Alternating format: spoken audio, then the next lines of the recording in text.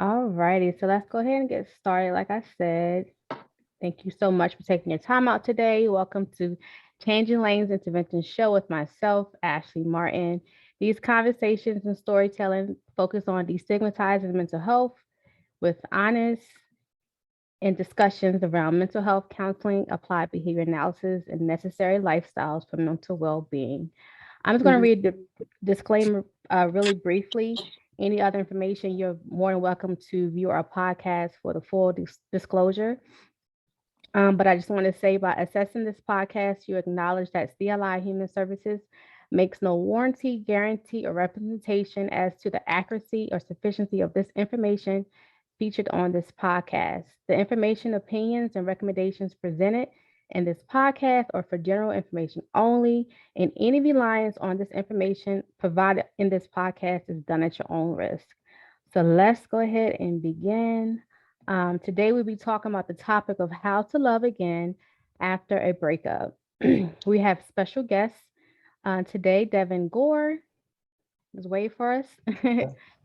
He's a traveler. We have Queen Nola.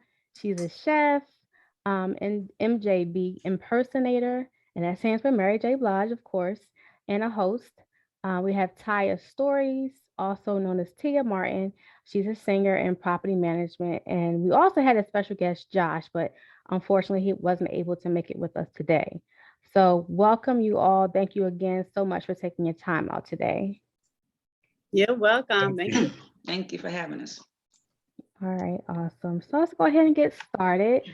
Let's say we can get started with Taya, if that's fine. And what I do is alternate so that same person doesn't have to speak back to back. And you're more than welcome, like once she gives her feedback on the specific topic, you're more welcome after she's finished speaking, you can add to it or say what you like.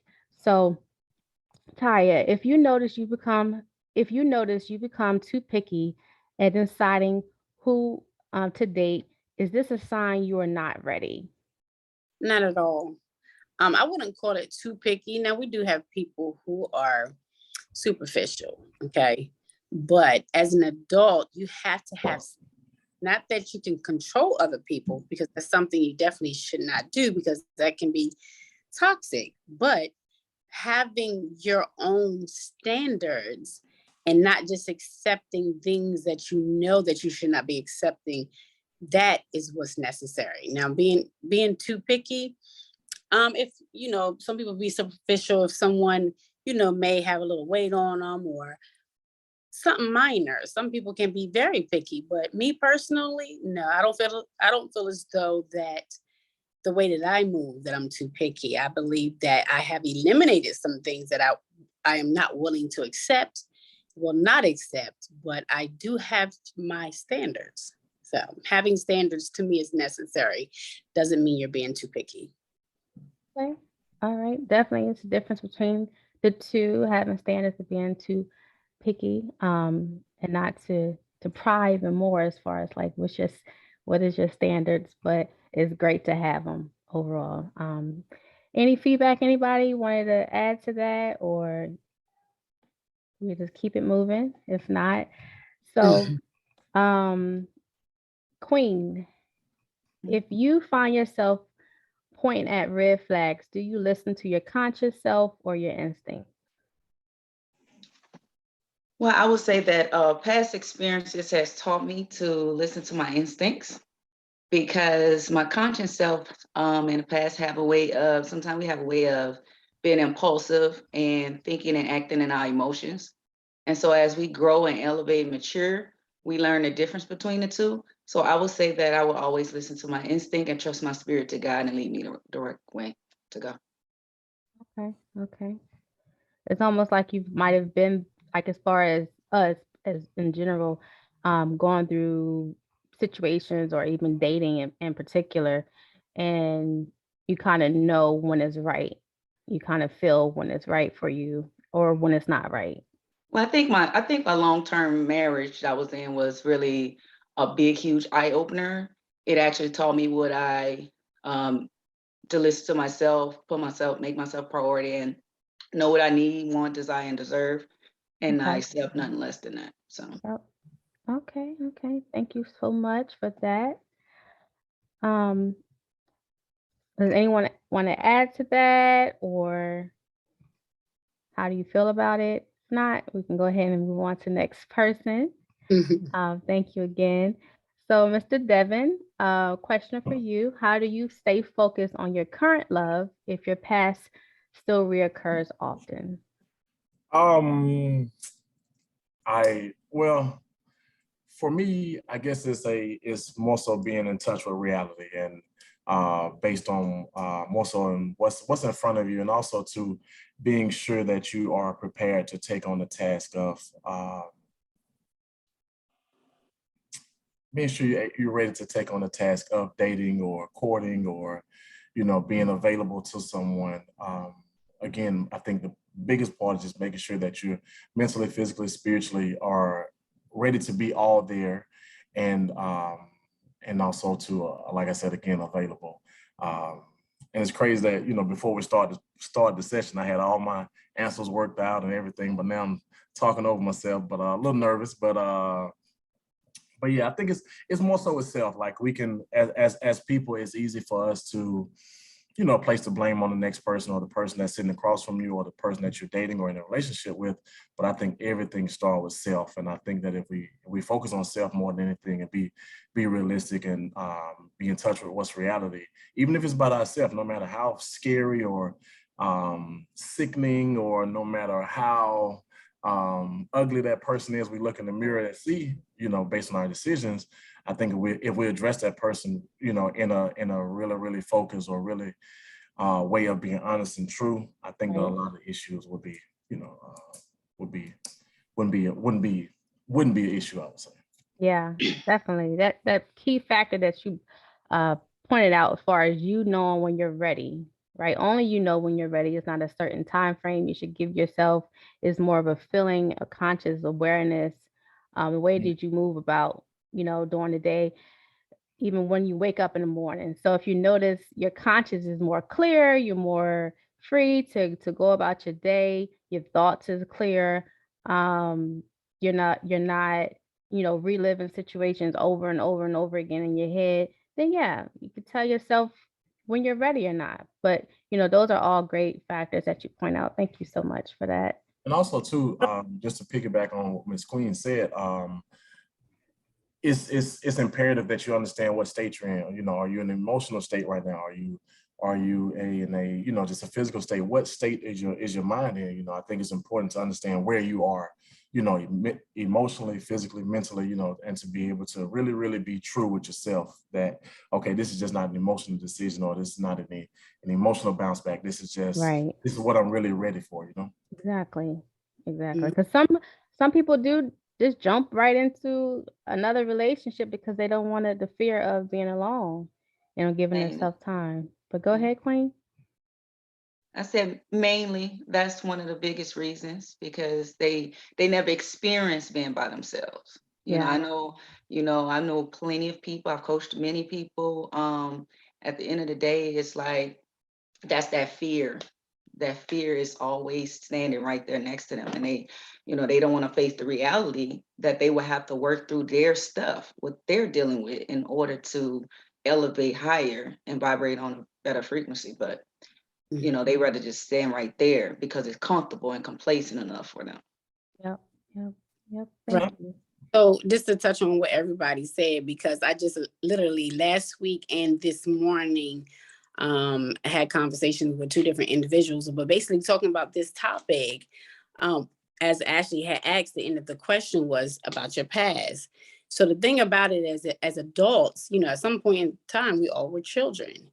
And what we do is we'll take things from our past and we'll take it into our future, and we'll take it to our current.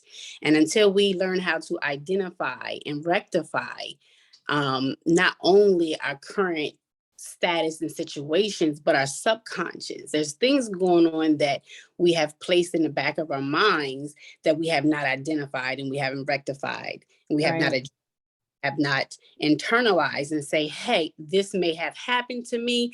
Let me evaluate that of why it happened. I may not understand why it happened, but I have to understand that I have control only over me. And until we as individuals do that, that is something we'll carry on. We'll carry on and we'll inflict that same whatever, if it's hurt, if it's pain, if it's anger, whatever that issue is and is existing and is going to continue until we address it, we will take that to the next relationship. Yeah. And then either, you know, you identify it with that individual or you identify it together.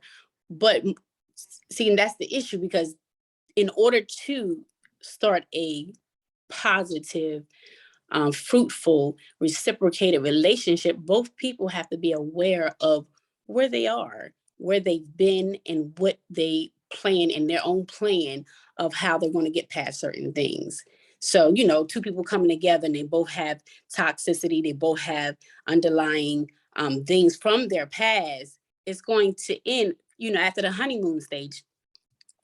Somebody's going to start rejecting, someone is going to end up repelling, because either one person is here because this person has clarity, this person understands, and this person has got past this, and this other person is not seeing how is that possible.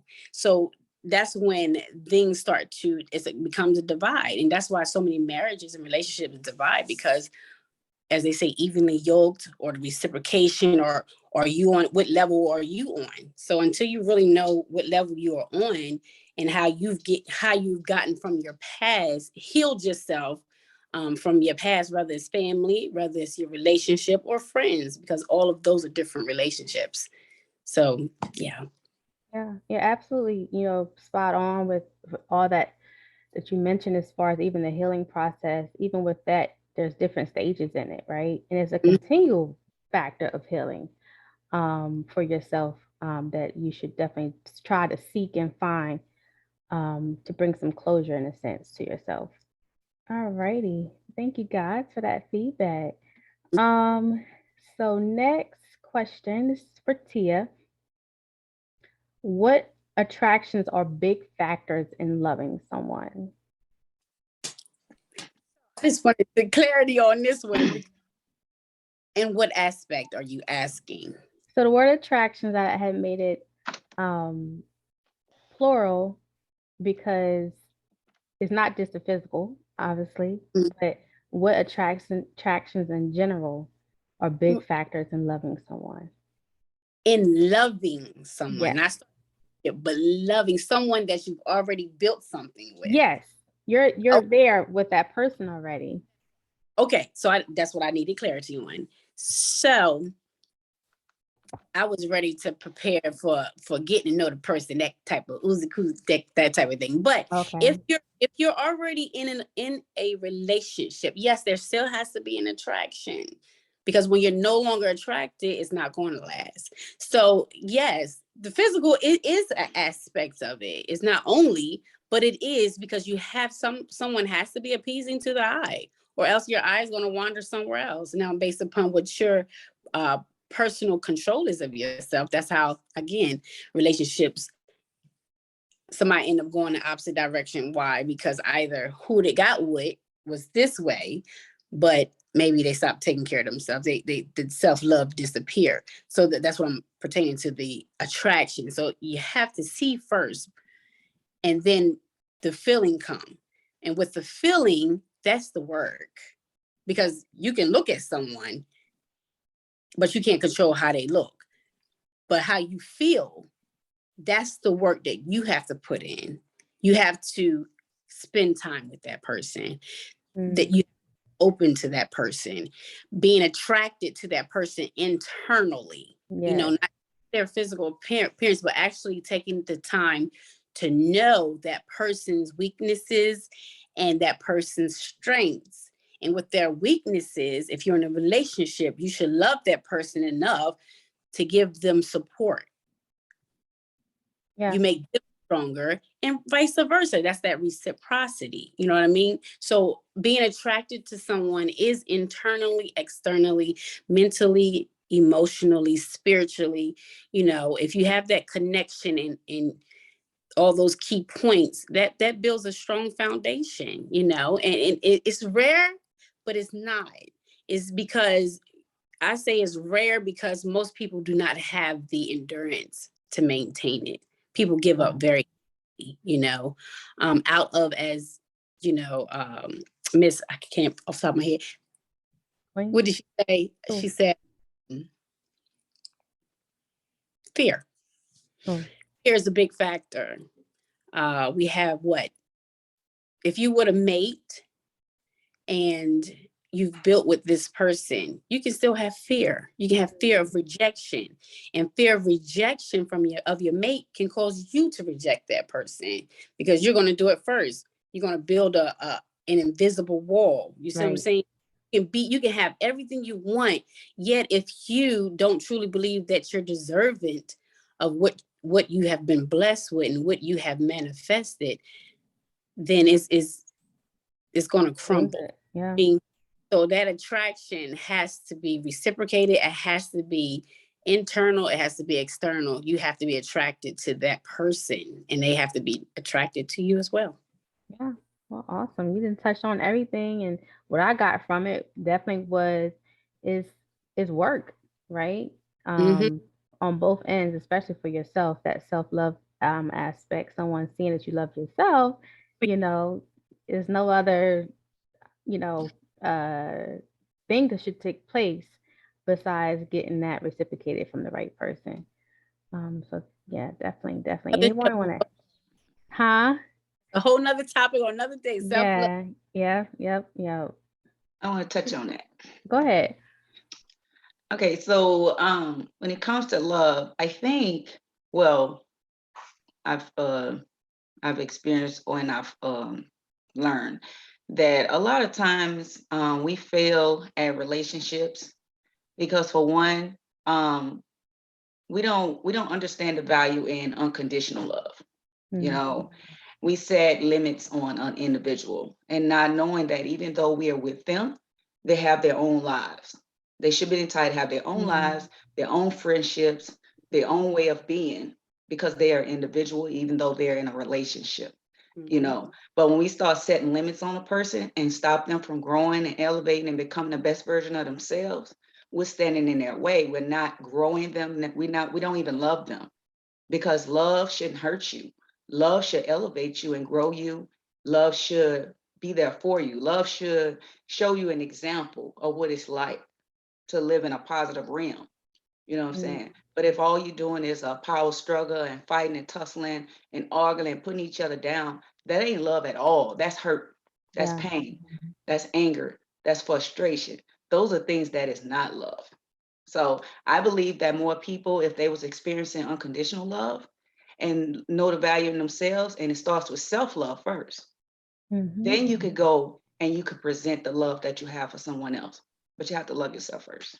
That's definitely deep. Thank you for adding to that. Those components is definitely true. Can't change anyone. We shouldn't want to, but the reality is so many people in relationships are trying to change the other person because they don't realize this may just not be the person for you, right? But they want to change them because they love them, as they say. They want to wait because they love them. But it's all true. It's all true. Both statements of feedback. Awesome. Thank you. All righty. Let's see. Miss Queen. Before loving again, what are the key components you need to embody self-love? First and foremost, I believe you should take a step back, take time away from dating, take time away from committing, take time away from even thinking about another relationship, because healing is necessary. And within a breakup, there's a reason for that breakup. So, you know, when you dealing with self-love, you have to make yourself a priority, because 9 times out of 10, you done gave so much of yourself to others that you left hardly anything for yourself when it's time for a breakup. So, you know, dating yourself, you know, taking yourself places, affirmations, telling yourself positive feedback, getting to know what you like, getting to know what you don't like, getting to know the things that you have zero tolerance for, just basically getting to know you and loving yourself enough to be honest and transparent enough to let the other individual down the line know what you've learned about yourself, what you learning to communicate. Because a lot of times we lack that. Communication fails a lot of marriages and relationships. You know, we say we love ourselves, but yet and still we try to change ourselves to look like others or to appeal to others, you know, and at the same time, only you get to see yourself in the mirror. Nobody else is around you at that time. So you have to be honest with self, you know, and you have to be able to recognize the issues that you may be dealing with, that you may put on the front for others, you know, because that's the only way you'll be able to be the true version of yourself, by being honest, being transparent, being open, and realizing that change is necessary for growth and elevation. But at the same time, you can't change unless you are real with yourself before you can be real with anybody else. So yes. Did someone want to add to that? I thought I heard someone trying to speak. Maybe it was I think Ty was trying to go somewhere too. I think she was excusing herself, I think. Oh, okay. No problem. So I want to kind of piggyback on the last question, just some thoughts that came to mind, just discussing as far as how we view love. I think that when we view love, I think when we think about a lot of emotions and how we process things, you know, we get this cinematic approach of, or this view of this fairy tale ending, or how this fairy tale life is supposed to be. But I feel like love is supposed to be a balance of all emotions, right? Keyword being balance, that you're going to experience everything from negative to positive when you're dealing with love. And it's just not going to be a easy road. But as far as the time and the effort and the pain that you do endure when dealing with love, it should birth something also that could be as beautiful as a rose. So it's not just the euphoric feeling, oh, when I see this person, I light up and I melt, and you know, this person makes my day, you know. I agree, those things should be prevalent in any relationship, no matter the type of relationship. But I just don't think that that's the key of it, because love is work also. Love is, hey, missing some sleep, and you know, long hours at work, and you know, for certain goals that you all see together.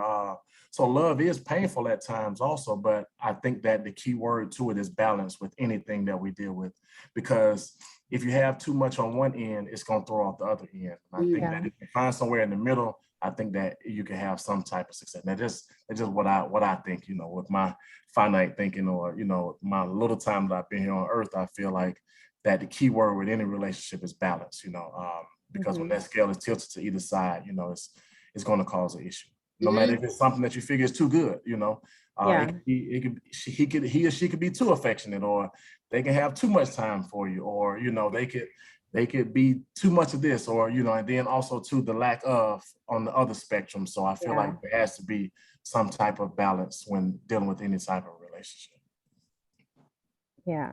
And I'm happy that you cleared up the whole meaning of pain and what you were referring it to, as far as, you know, there's going to be times where, you know, you and your significant other may be separated because of work or because of, you know, obligations, and just being considerate enough, and not putting yourself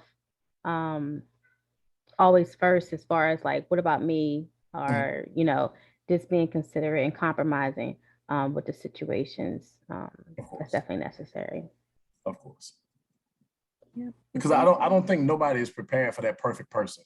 I don't think that nobody in this world that had a earthly experience is prepared for the perfect person, you know, because you have to ask yourself, you know, how would you measure up to that perfect person? You know, that's in sync and that's in balance. You know, how would your response be to everything that they give, you know? So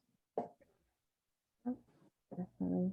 Well, thank you for adding to that those comments. Segue right. Did you want to say something, Tia? Oh no. Oh, okay. So segue right into you again, Mr. Devin. Let's see. did want to point out for the record that I felt like there was some bias in the questions. I felt like my questions were a little bit more complex than the other panel members, so I did want to put that on the record. I mean, they're more than welcome to add to your questions and go Sounds from good. there. How do you make yourself available to love again? You just answered that, right? I think I did. I think that was the first question, right? That was his first question. Okay. What steps should you take not to make the same mistake twice in getting someone that was not prepared already for you? So I guess like my viewpoint in dating or any relationship, even as long-term or short-term, may be a little different. I don't feel like I'm right or wrong in my views, but I don't necessarily believe in a bad relationship, right? Of course, you can have horrific things that happen in a relationship, but I think those experiences are just for preparation for what's next. I think everything we've been through in our life brings us to this point that we're at now. So like this exact moment that we're sitting here filming this podcast has brought us, everything we've experienced gives us a chance to be able to speak on the topic that we're speaking on. So I don't feel like there's necessarily a bad or good thing as far as relationship. I just think that it brings us to a point, because if in essence, if we hadn't had these experiences, we wouldn't have anything to discuss at this moment. So I think the major things is having those experiences. Not saying they, people deserve some things they go through or don't deserve it, but I feel like they are in preparation. Okay. Anyone wants to add to that? Thank you.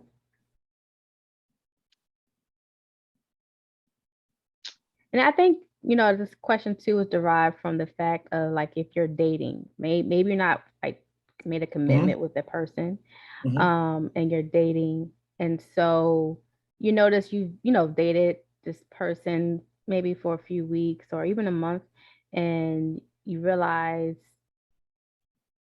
some of the characteristics that they have is the same situation that you might have put yourself in or was engaged in 3-4 months ago.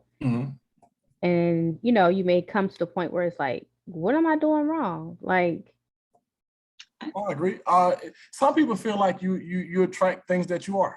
Some people feel like you attract the type of person you are. So it could be some things that you need to change within yourself.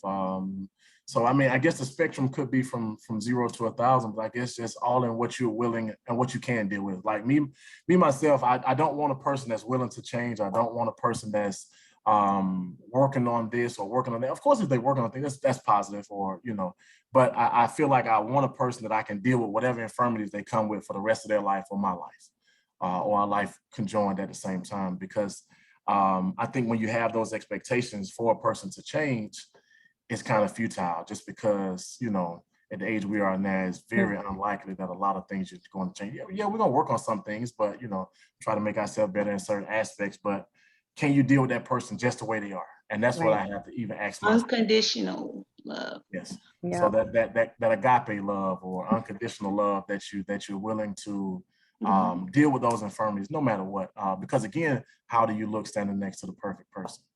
Right.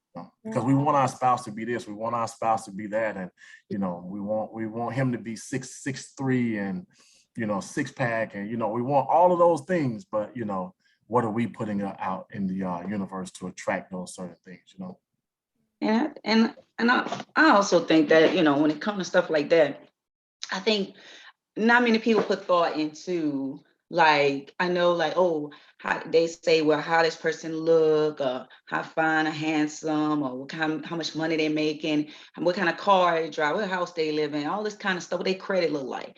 Those are the things I see all the time people speak on. But what matters the most too is like, how mentally balanced are they? Like, what their spirituality look like? How do they treat people? You know what I'm saying? Not just you, but how they treat people. Others. How they health wise, if you got sick today or tomorrow, would they be there for you? Like, could you rely on them? to have that unconditional love for you, to be able to will you back to good health or whatever. A lot of times we don't look at those things right there, but stuff like that matter to me. Yeah. Because if I'm down and out, I need my other half to not mind making sure I'm okay. You know, a lot of time I hear so many people, oh, you know, they be sick, they don't have nobody looking after them, but they got a whole husband or wife or girlfriend or boyfriend, whatever, but they don't have them as that part that most of them get messed over while they sick, you know, or while they pregnant, why they, you know, that's not the time for someone to mess over you. That's the time for them to actually be there. So I just, like I always tell people, you got to make sure across the board, you know, when a person is measuring up, and what really matters, the things that money can't buy, are those values there? Are those qualities there? Can you rely on that person for those things? Are they dependent? You know, are they selfish? Yeah, I totally agree. And also too, sadly, you know, if those what we would consider negative qualities are something that you got to have, I mean, that's something that you need to make sure you look for in a person too. You know, just because, like Tia said earlier, you know, it will cause you to, or cause that. What if a person is going to step outside a relationship? They're going to step outside a relationship. I don't. Yeah, well, you can't do know, that. but I feel like, you know, if those factors are things that you feel like is going to keep you in a You have relationship, to have. you know, Yeah. have those things. You know, no matter if you consider it negative or positive, you know, if you got to have a person with a six-figure income, hey, do that. You know, if you have to have a person of a certain stature or a certain family structure, hey, do that. Totally understandable. And I think all of those things are relevant, you know, whether we consider them negative or positive. You just got to be honest. You just got to be honest and straightforward and put it all out there, and not just hide certain things and then it has to come up. You know what I'm saying? Because that honestly takes the choice away from another individual when you're not totally honest with yourself or them when it's the time has come for that. You know what I'm saying? So A lot of times people find out things later that they should have known in the beginning. But that's where I struggle to deal with though, right? Because we see those things at the beginning, but at times we feel like we can change those things. There's times we feel like we could deal with those things, you know, and not realizing those things may morph into something more negative. But you see those signs. It's just that, are you willing to cut the relationship off at that point that you notice those things? I think that's the hardest decision with people. Can I live without this person? Or, you know, or can I just put up with this? Or maybe they'll change, or, you know, maybe they'll see the worth in me later on down the line and they'll stop these negative actions or positive actions, you know, whichever one it could be. But I feel like that is the biggest thing, like, because we see those things. If you're an adult and you've been through certain relationship, you see what type of actions or you see what type of personality to display, because there are not that many I feel like personality differences in the world. I feel like a lot of the same things or the same actions tell the same thing.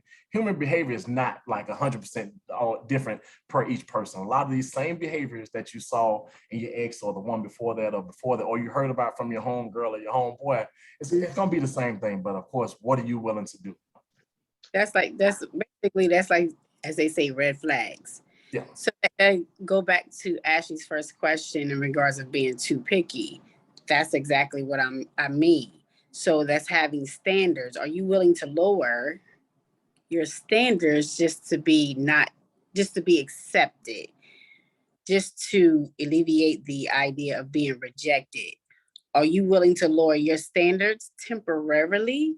Because again, if you're bringing a full cup and this person has a half a cup, eventually you're going to keep pouring and there's nothing going to come back. And as you said, either that person is going to say, you love me too much, or you're going to say, you don't love me enough. So that's the standard that goes with the standards. Are you willing to accept something that you know you've seen before?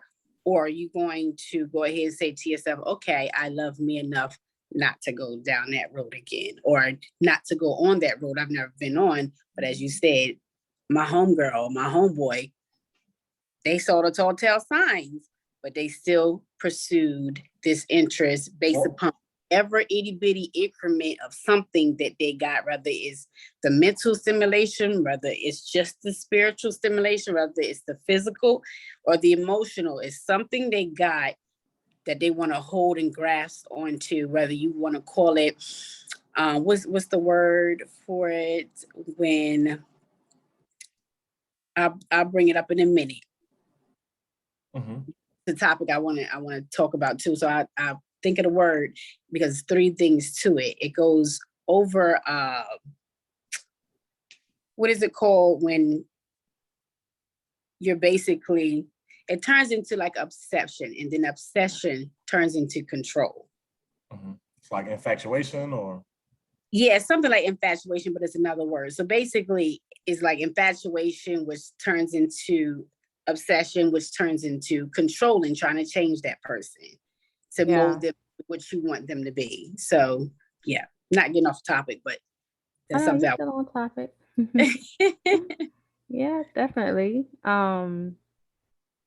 As like you did definitely touched upon it again as far as the standard aspect. I think all those type of things should definitely be communicated at the onset of any relationship, so that you're not, you being honest with yourself or the person that you could possibly be talking to or considering to date. All right, so just wrapping it up. There are last questions here. Ms. Tia, is it necessary to stay busy after a breakup? If I curse, but a curse word, yeah. Let me tell you something. I don't call it busy. I call it being productive. You must continuously remain productive within the relationship.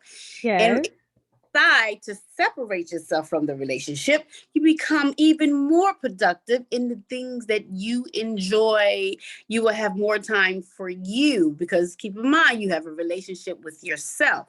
So if you're cutting off one relationship, then you have more time for your relationship. So that's meaning if you're spending time with other loved ones, that's friends. The difference of a companion, a loved one that you're dating or you with, it's tricky because the other relationships sometimes can be neglected because you're focusing on this relationship, which is nothing wrong with that. That's how it's supposed to be. But when that one over there is done, you have more time to focus on these relationships. And that energy is different because those are individuals normally, because that can be toxic too. But normally your friends and your family, those relationships that want your attention, that want your time, that want your affection. So that's when you find time for that. You find time for DIYs. You find time for your business, whatever you need to invest your time and energy. Do not sit at home twiddling your thumbs, rubbing your feet together about this person. Are they thinking about me? Because, honey, 9 times out of 10, if they're not calling, they're not thinking about you. So, yes, stay busy. Stay busy as you possibly can. Mm-hmm. As you said, productive, right? Yeah, productive. Productive. Okay. Awesome. All righty. Miss Queen, not for sure about your dating status or your status in general, but when it comes to dating overall currently, would you say it's difficult in these time of days? Oh no, I'm actually, you was talking current, right? Yes, currently. Oh no, I'm happy. I'm content. I'm over the hills, honestly. I'm gonna tell you something. Those few years of not being involved with anyone and doing the work on myself and all the therapy and all the self-love and getting to know myself and all that healing from stuff from my marriage, all that kind of stuff. Let me tell you, all it did was open up for me be able to the right energy to be able to connect with minds, and that balance is become one. And so I'm happy. I don't have not one complaint in my life right now. Thank you, God. So yeah, I took time out to heal. So it took 2 years. I didn't date for a while. So all righty. So I got a quick question. So because as we all know, we all have been in relationships. How did you process it? Did you just jump right into the self-love or did it take your time? No. I had been working on it for a while because I was even doing it in my marriage. I had been through a lot in my marriage. So in the midst of all that, I was already getting therapy. I was already working on myself in that, and then that's how I got the strength and enough to muster to leave. You know what I'm saying? Because I had to, it was that love thing that was, and having kids together and all the things that got in the way of me actually deciding to say, like, I gotta go, so no, it didn't just happen overnight, but it did start occurring in my marriage. So well, hello, Josh. Thank you for tuning in with us. Yes. We had Miss Queen giving her feedback on the difficulty of dating, and we'll get to you shortly. It was. Okay. Let me tell y'all something. I tried to date. Look, I'm not gonna say, okay, I moved to Georgia 2013. I couldn't get with the scene. I couldn't get with the scene here, and it was like, oh my God, what is wrong with these people? Yes. So I was like, you know what? Unplug.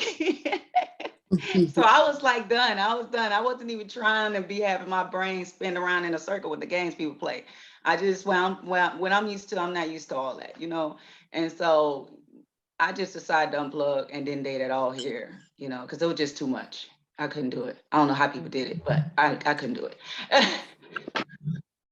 I'm definitely with you on it. As far as difficulty of dating in Atlanta in particular, that's where I've been mostly my adulthood, and I can honestly say is very different as far as to me the difficult part is the inconsistency. And just people just blatantly lying. Just Yep. why start a relationship or trying to start a relationship with someone and you start off with lies? Just be honest with the person on what you want and what you expect, what you're looking for, and that's it, right? If you want to just have sex, just say it. Be honest, I open, want to, and have straightforward. a, type of relationship or whatever. Don't, beat it, as they say, beat around the bush. Can I ask But it one happens a question? lot. Can I ask one question? Mm-hmm. Can I get the whole panel to agree that every relationship that we've been in, we've been 100% honest throughout the whole thing? I haven't. I ain't gonna say I have 100%. Okay. I'm talking about the beginning of the relationship. Okay. That you're So trying not to the whole thing, but just the beginning. So we can agree that we haven't, No, we haven't. 100%. Okay. I'm just taking notes. But listen, But I'm talking about it's different between a relationship and Right. people that you just, dating. Okay, Or not even like hold dating on. seriously. You say it's a difference in what now? You actually an established relationship, and then people that you're, as they say, courting or not even courting, just dating. You could be dating multiple people. Okay. So when you get to a certain point, that's when the 100% honesty starts, or I'm trying to. I would agree. I feel like you have to get to a place of. I'm taking notes also, so I just want to make sure that for my expose, when I write my expose, I want to make sure I get everything verbatim. That's all. So excuse me. Mm-hmm. That part. Okay. Be honest over here, okay? I mean, I believe in being open and straightforward. I don't know about everybody. I can't speak for everybody. If you ask me a question, I'm gonna answer it. But I ain't about to be digging up dirt on myself and blow it in your face like boom. No, that's not gonna happen. Okay. Well, it's said that you don't divulge everything about yourself because for what? No.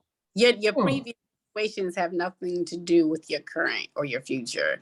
Your previous experiences, again, unless you still holding on to it, it's no need to. Can I ask one more question? So is not divulging the same thing as not telling the truth? No. Like a little white lie, or it's different. You're just keeping your mouth shut. That's it. I'm totally different than divulging. I mean, you're not gonna walk around if you're 40 years old. You're not gonna walk around with somebody and tell them 40 years of who you are. I mean, you're not gonna. That's a lot of information. So nobody is gonna do that. Nobody is gonna tell a person 100% every last single thing. But when situations arise and when a communication is going on, are you being honest with this individual? Yes. Right. So that leads me to my next question. So if we're not going to be that, can we honestly expect that? Hold on. So as Queen just said, Queen, because your questions, you trying to twist it up. You see what he's doing, right? Right. So I'm trying to understand. Don't forget, I'm trying to understand. So we're gonna have clarity. Okay. Productive. We're gonna be productive in this exchanging of information. Okay. Was, have you been in a relationship, or do you not tell all, or do you not say what your question was? Because she clarified, why would you? We all said why. That's different than lying. Now, are we lying No, we're not out for Purposely mislead Mm-mm. someone is Right. lying. Right. That's So if we're talking about a subject Yes. and you have pertinent information to that subject, and you say, okay, I'm going to withhold this. That's a choice though. That's a specific topic you're talking about though. But you just got through saying you twisted when you kind of twisted a bit. I'm just giving an example. I mean, overall, not just confined to that, just. You say, could we expect? What you don't know, right? You said, could we So- expect the other individual to be the same? Should we expect that if we Yes. not So if reciprocating that? if we're not giving that 100% honestly, can we honestly hold expect on. Let's say this. to receive that? You're contradicting. Let's say you're dating someone. Use an example. Let's say you're dating someone and it's been several months have went by and you have expressed yourself to someone and they've expressed themselves or how they feel and y'all talking about possibility of just growing. Now, if one person is saying if they have cut everybody else because they're focusing on you, and let's say they let you know this, and you know this, and they asking you, how are you? What are you feeling? You say, oh, I feel the same way. Oh, I like you too. Oh, I see this, I see that. Knowing that they have one or two people over there that they're literally pursuing as well. That's when that person has responsibility and should have enough respect for that other person to say, hey, I'm still open. I'm still dating. I like you. I do see you on this level, possibly, but I have other individuals that I'm dating. Do you see what I'm saying? That's not, I'm there with you. I'm 100% allowing this other person to continue to fall. And then you sit up here. And then when that person is totally there 2 months later, and you're not, because that woman or that man over there has stepped their game up. So you're confused and you're split, and this person is still pouring, and you're emptying. That's the part right there when it becomes, that's not nice. Compared to you talking about something from my past, something that I may have done, or something that I experienced that and bring it up. Me, that's something totally different. You know what I mean? Okay. So let's clarify on what we're talking about of not sharing information about your past and sharing your status of current. What current information too? Just things that you don't want to divulge or you haven't divulged, or as someone said on the panel, as far as keeping it to themselves. Maybe I got to that point too. Everything has a time that it comes up though. You don't just like, sit here and just say, talk, say everything. That's not being dishonest. That's not being dishonest, because if you with someone, say 5 years, you know how much information you being poured out and vice versa in 5 years. But that doesn't mean, now if you purposely in them 5 years mislead an individual, you see what I'm saying? When you knew, you knew you was $100,000 in debt. You knew we couldn't buy a house right now. You knew that, but you didn't tell me that. See, you made it look like you had everything in order, like your credit was good. Like, that is misleading someone. That's being dishonest. That's what we're talking about. Like, you can't say, 100% you're not being honest because you're not divulging everything. You don't have to divulge everything, because there's a time and a place for everything to come up, and you might not even get to that point. But the expectation to think that though. Well, I think personally that everyone is wired differently. No one is wired the same. Some people are naturally transparent and open people, like myself. What you see is what you get. I don't mind sharing because that's just who I am. But sometimes we get matched up with others who are not the same. So that's when, you have to learn to be patient and compromising, because of what you're putting out. You may not get that in return right away. So you have to respect that other person's process in which that time they are willing to share. So you can't be like upset like me. There's been times I'll pour so much out and I'm like, oh my gosh, you're not sharing nothing with me. And then it's just like, I feel like I'm in this situation by myself, but they're different. They may be more introverted. That's the difference when you're talking to someone and you're the extrovert and they're introverted. And they may not share as much as you, you know what I'm saying? Their love, and it could come down to just their love language, you know what I'm saying? So I think that stuff is very important as well. Just really like knowing the person that you're dealing with, not expecting for them to communicate on the same level as you. You got to find out how they communicate. in order for things to work. Right. Yeah, definitely. Great point. All right. Well, we're going to segue right to Josh. Josh, we have a nice question for you. Okay. How do you know your partner is the one for you? Ooh. Ooh. How do you know? You know, I think that we base partnership on many things. We base them on, you know, acts and, you know, certain affirmations. But I really feel that it's an entirety. It's a holistic. It's a holistic, you know, validation that we get when, you know, the person, they check off every mark, you know, and even those marks that they may not check off, you'll find it easy to compromise those places that they're not checking off in. You'll find it easy to be patient in those places that they may not be checking off in, you know. I feel that you should know them as the one when, you know, it makes you want to be a better person. You start to see, because this is the thing about being in love and growing to love another. Love is selfless. It's selfless. So it makes you be more compromising with your selfish ways, and you're considering them in all things, you know. That's when, you know, I believe that's a way that you know that they are the one. So yeah, definitely. It's like you being willing to, it's like 4 points that I go by: communication, consistency, compromise, and connection. You know, the 4 C's. And those are things that you look for. Those are components that helps build a healthy relationship.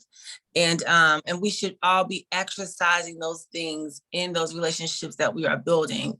And I believe when those are present in the relationship, that's how we know that a person is the one. It's easy to compromise, you know, the connection is there. And you're working daily, you know, working on that connection, doing different things to keep you connected. You know, communication, you're communicating in every way possible that you can, you know. And that doesn't mean that you got to give me a check off list for where you're going, if you're going down Day-Day's house, or, you know, because that's craziness. Monitoring someone. Yeah. You can have your girlfriend time, your boyfriend time, whatever y'all want to do, but it's just like keeping me in the know, you know. And if that person is the one, keeping them in the know is easy. You want them to be aware of, you know, what's going on with you. You know what I'm saying? Like you want them to, because that's a part of letting them be in, you know, in your world, you know. I'm telling you, when there's a break in communication, that's when you leave an opening for toxicities to come in the way. You know, when you're sitting in a relationship and it's quiet and there's crickets singing. Yeah. So those check-ins are necessary, right? Yeah. Just because everything is going smoothly doesn't mean that you shouldn't have a check-in. You shouldn't communicate and talk to each other. You don't wait until things get hot and heated and be like, I want to talk to you. Yes. It ain't gonna work like that. No. Yeah. You had your hand up, Tia? Oh, no. Oh, okay. I'm sorry. Thank you for that input. Let's see.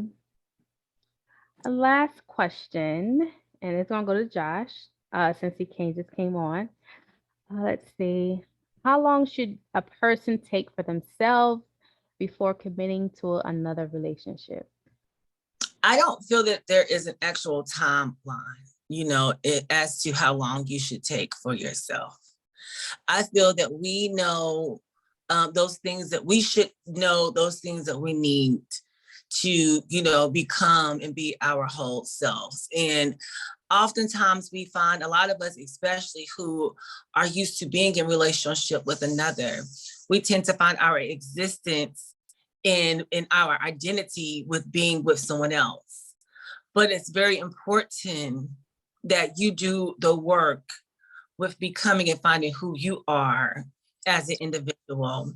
And that's in every aspect. That's mentally, that's spiritually, that's physically, and that's emotionally. You know, I've seen it times before where you get involved with someone and you just completely lose your identity. You lose who you are, you know? So it's very important to take your time. Take your time, do the work, you know. I believe that's why some of us hasn't got to our, you know, to our full potential of happiness, is because we haven't really searched on the inside to see what it is that we are carrying. And then you wonder why patterns keep repeating in different relationships. It's like what they say, same soup, just reheated. You know, you go to the next one and it's the same situation. That's because there's something on the inside of you that needs to be resolved, you know? Yeah. So I think that there is no time cap on how long you take to work on yourself. I believe that when you get to that point of being ready, you'll know. And don't rush the process. Respect the process. I know we get lonely. I know the other side of the bed get cold sometimes.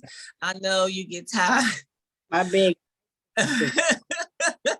I know you get tired, you know, going out on dinner dates by yourself. I did it for years. I would take myself, date yourself. That's important too. How can you uphold somebody to an expectation that you don't hold yourself to? So you got to be good to yourself first. Take yourself out. If you want to go to 5-star, you take yourself to a 5-star. There you go. You know what I'm saying? If you want designer bags and clothes, you can't say, oh, well, I want you to shower me down with this stuff, and then you don't uphold yourself to that same standard. No. And again, relationships is not about that, but I'm just saying, you know, we have to uphold what we want into someone. We need to make sure that we are carriers of that same thing. Yeah. It says out of the mouth, the heart, out of the abundance of the heart, the mouth speaks. You get what I'm saying? So what you want, it comes out your mouth. And then it's an action, then you got to work that thing. Because I can say it, but how you working it? You know what I'm saying? You can talk about it, but how you being about it? You know what I'm saying? Like, I can say that I'm this goal-driven person. I'm a hard worker. You know, I'm independent and yada, yada, yada. The patterns of my day-to-day life is contrary to everything that I'm saying out my mouth. So you got to be, you know, a true representation of what you want from somebody else, period. So I definitely think that take the time, feed your spirit. That's so important. Feed your mind. Take out the time to be good to your body. Oftentimes we let our bodies go. I'm a witness. You know, I've been there. Me and food has had a very, very difficult relationship. Okay. You know, because it's there, it's available, it feels good, tastes good, you know, smells good, it don't cuss you out, it don't, you know, I'm just saying. It's there in the midnight hours, it's there early in the morning, you know, so then sometimes we lose sense of our images. And Yeah. also be good to your body, be good to yourself, take your time on this journey of becoming. We are evolving every single day. We are developing every single day, and that should be our goal. And even when we have someone, don't lose yourself. Don't lose yourselves. Keep a grasp on all your goals, all your dreams and aspirations. But sometimes we'll put our stuff on the side and we find ourselves in the pursuit of what they want to do. And that's not how it should be. It should be a pursuit together. Like what do we want to pursue together? Where do we want to go together, you know? So yeah. I can talk on and on and on. But everything on the head, like just listen to you, you know, we've all known each other a very long time outside of Devin and Miss Queen. So, you know, out of everyone, y'all know me personally, what you just say is like reading a book. You know, a lot of people go through that, yet they don't realize it when they're in it. Some are blessed enough that they have youthfulness still about them when they do. Otherwise, we tend to, as I see it, it's so many of my friends that are now in their 40s and some are in their 50s. So I'm going to get on the women in relationship topic because most of these individuals' mothers are living with them. And these women are 60 and 70 some years old. They have nothing going on. The self-love is not there either because they've lost a husband or they were left. And you can tell, like, real quick, I was out to eat with two associates, Ashley, Sterling and Carrie. And there were some other gentlemen there with them. And some ladies that they had known from when they all were younger came in. So now they're on their 50s and 60s. And some of the other gentlemen were speaking on the image of the ladies because the ladies were older and they had gained some weight and stuff like that. And they were saying, well, what is it, about women?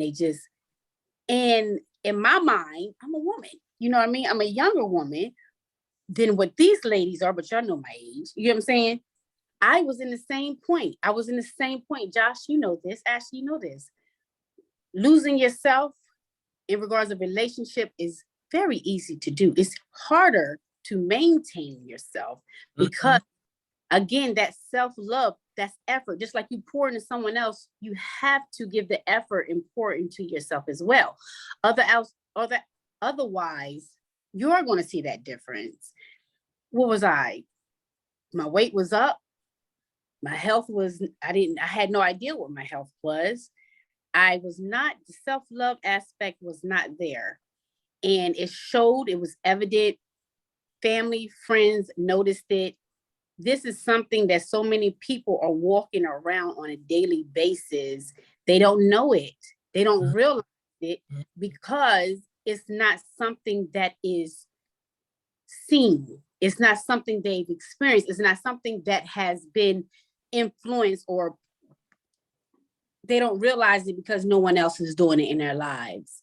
When I'm talking about these mothers, they sit in the room all day watching TV. These ladies are in their late 50s, their mid 60s. They still living. You're not dead. You see what I'm saying? They've allowed themselves to become stagnant based upon the relationships that they had. And they didn't realize it's about you. Even in relationships, it still has to be about you. You still have to remain productive. You still have to remain, you know what I mean? Self-worth, self-care, self-love. So yeah. But another part of that, not to cut you off, T, but another part of that too is, I get exactly where you're coming from as far as like you may not be aware, but then there's times where there's red flags that are going off there's red flags going off. But for the sake of having someone and for the sake of having that person present, we tend to knock down, we'll knock down the red flags. So then denial, that sneaky lethal thing of denial comes in. So we don't want to face the facts. We don't want to face the truth. We don't want to accept those red flags. So then you see yourself in too deep. When you finally come into the realization, and then you like, oh my goodness, where have I gone? You know what I'm saying? Like, how did I get to this point? And so I think that it's important for us, when in the pursuit of relationship and while in relationship, is to pay attention to the signs. Because I feel I've been guilty of that, of not paying attention to the signs. When someone isn't showing up 100% as I deserve and what I want in someone, then, I need to make that choice. Am I going to just for the sake of having someone with me, am I going to just alleviate that and just let that slide? I'm in my mid 30s now. This is not playtime no more. You know what I'm saying? Like, I'm in a more secure place as to what I want as a man, and what I seek for in a person, in a partner. And if you're not showing up, and I get it, you're not going to always be everything that I want, but if you're not meeting me, and then a lot of people say like, oh, come to what you bring it to the table. Sometimes you got to knock the table out the way and meet me in the middle. Meet me there. Knock the table out the way. I need you to meet me. So yeah, let's just definitely paying attention to signs. I think that often happens, and that opens the door for denial to come, and we'll find ourselves just stuck for years, and you like, dang, how do I go here? Yeah, definitely.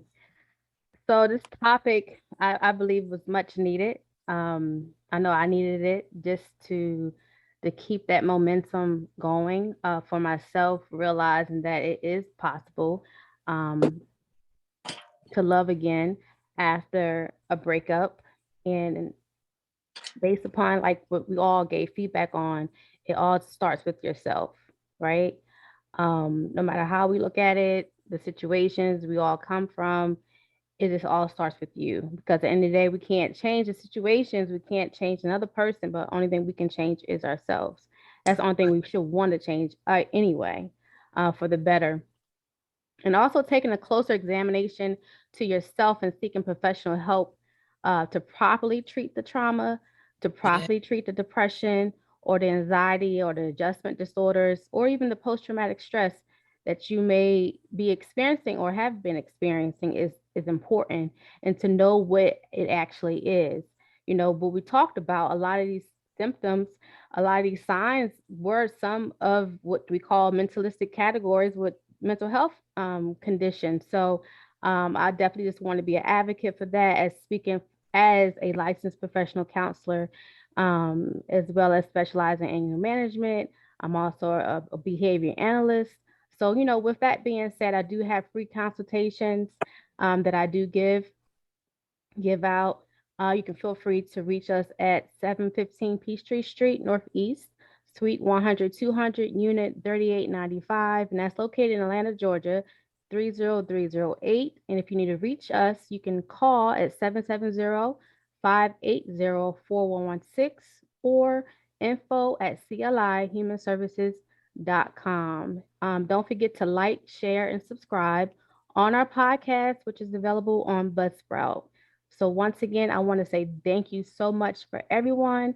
And if anyone has any last words they'd like to say, feel free to do so at this time. Thank you. Thank you. Thanks for having me. Thank you for having me. Thank you. You're welcome. All right, until next time. Bye. Bye. Bye.